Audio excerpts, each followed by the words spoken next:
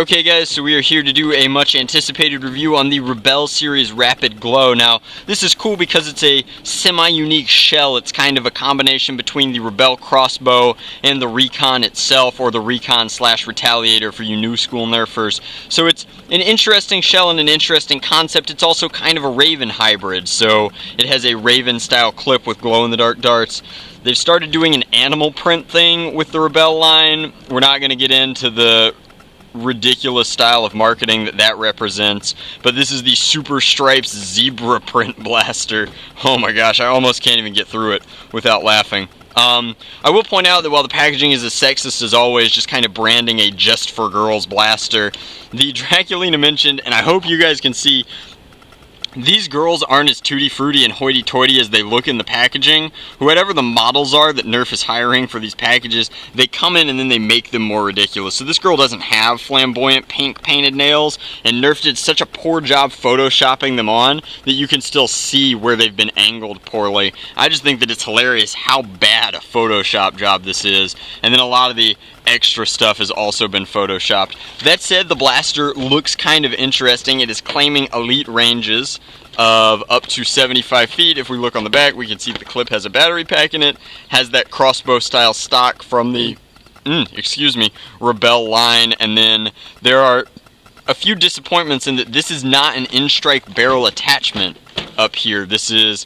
a proprietary barrel that serves no function, which is sad. It means that there will be no adding your in-strike accessories onto here in any capacity. Now, I am going to sharpen my knife is what I need to do, but I'm going to come in and start getting the blaster out of its packaging. We will use the darts that came with the package, the super collectible Rebelle darts, because that's what the ladies want, is collectible ammunition. Go figure. But shoot, we're just gonna have to destroy this getting it out. So you're more than welcome to fast forward through this if you want, but I'm gonna commentate while I do it. I don't have a problem with the Rebelle line. I think that it's great that Nerf is trying to expand its market. I just think that the way that they're going about it is wrong. I have not spoken to a single female Nerfer of any age that thinks that this is okay. They are all kind of the opinion that, like, they play with elite blasters anyway. Either the HVZ aged ones or, like, the younger ones. I have a few cousins. I know my cousin Nikki does not appreciate the branding, even though, like, she likes some of the features of the blasters. Like, she really likes the crossbow itself because it's unique. She is just not into the packaging.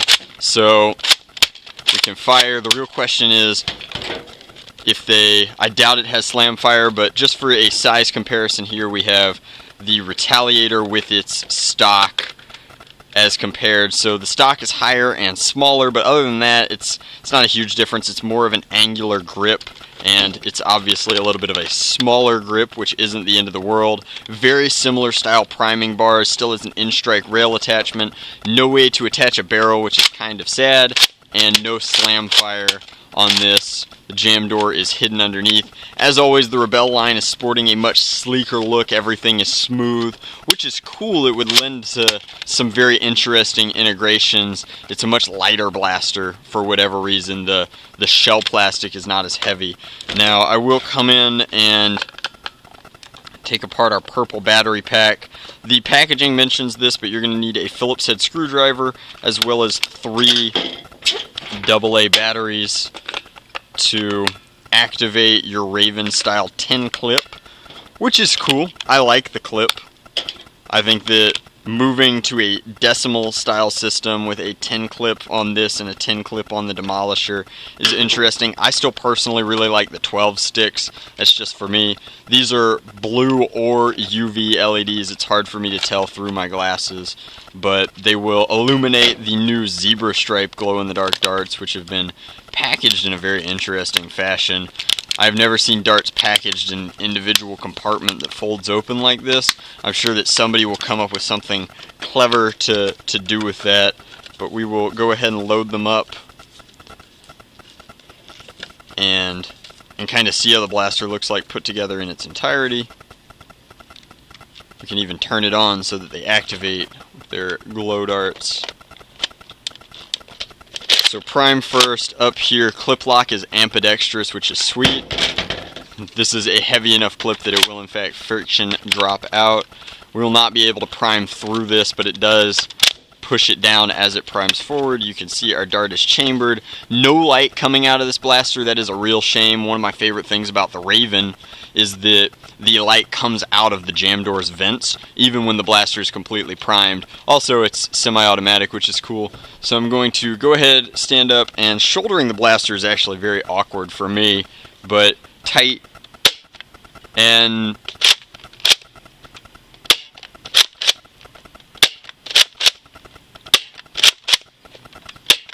so aside from having no comfortable place to put my hand in this foregrip, the blaster is actually performing quite nicely. I think that with the unique shell, if you need a retaliator or a retaliator / recon style shell, this would be a fine place to start.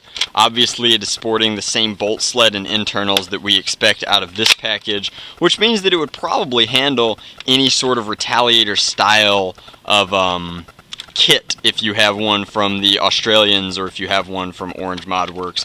I think that that would function just fine. As far as the blaster itself, desperately in need of a paint job, could be very, very cool. With that, I like that it's already black, which means that a solid red paint job here would look neat. That said, this is not my favorite style of blaster in general. I don't like the Retaliator. I feel like there's nothing the Retaliator does that the Elite Alpha Trooper does not do better. They are both narrow profile clip system blasters that are highly adaptable, but this does not have slam fire, this does not have slam fire, and without the ability to add a barrel attachment, having this rail on the prime is useless to me, and it's just not a very comfortable blaster to use. Your rate of fire is limited by this motion and how quickly you can do it. That said, that is my review of the Nerf Rebelle Rapid Glow. Hopefully it is comprehensive for everyone's tastes. I think that this is a cool blaster. I just wish that they'd give the Rebelle series more unique blasters, less reshells of Elite style blasters. There would also be significantly less complaints if you're listening, Hasbro. Thank you for watching.